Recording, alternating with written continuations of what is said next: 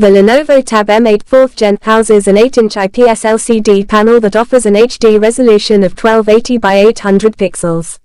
It features an eye care mode for protection against eye strain and blue light. For audio, the device uses dual speakers and a 3.5mm audio jack. The tablet features the MediaTek Helio A22 chipset and 3GB of LPDDR4X RAM. It comes with an internal storage capacity of 32GB and a dedicated microSD card slot for additional storage. The Lenovo Tab M8 4th Gen runs on a near-stock version of Android 12 OS.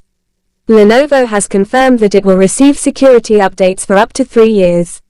It has a 2-megapixel front camera and a 5-megapixel rear camera. For security, it supports Face Unlock. The Tab M8 4th Gen gets a 5100 mAh battery. According to Lenovo, the tablet can last for up to 16 hours on a full charge.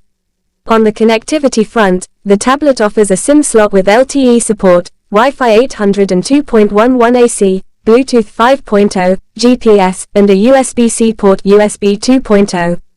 The device measures 197.97 by 119.82 by 8.95 mm and weighs around 320 grams.